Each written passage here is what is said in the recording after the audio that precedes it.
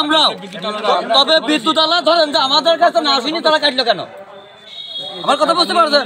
বিদ্যুৎ আলা তলব করেন, বিদ্যুৎ আলার তরফ করবেন আপনারা, আপনাদের গাছ কাটেছে, আমার গাছ তো কাটেনি। কোনো যোগাযোগ করে নাই। আচ্ছা, বিদ্যুৎ আলাদা বলতে কি এই পল্লী বিদ্যুৎ? হ্যাঁ, পল্লী বিদ্যুৎ আলাদা তো কোনো যোগাযোগ বাদে কাটেছে। আমাদের তো জানাই নাই, আমার ডিপার্টমেন্টও জানেন না। তা আপনারা আমাদের চাইছে কি? আচ্ছা, বুঝলাম। তো কার ধরবো? হ্যাঁ, পল্লী বিদ্যুৎ আলাদা কি পল্লী বিদ্যুৎ ধরবেন আপনারা, আপনাদের গাছ আপনারা আমাকে ধরবেন। সে জানার সুযোগ তো দেন। না না, পল্লী বিদ্যুৎ কাটছে, শোনেন আমার কথা জবাব দেন।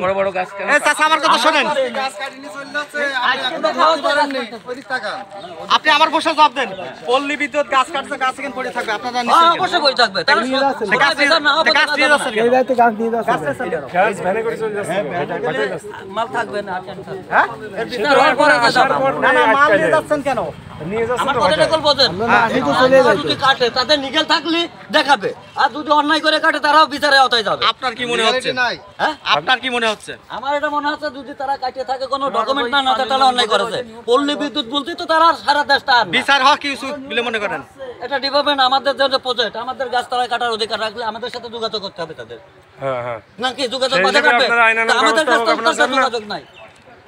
তারা কিসের ভেতরে পাওয়ারে কাটলো? কারণ বুঝলেই কি তারা সারা বাংলাদেশ নাই।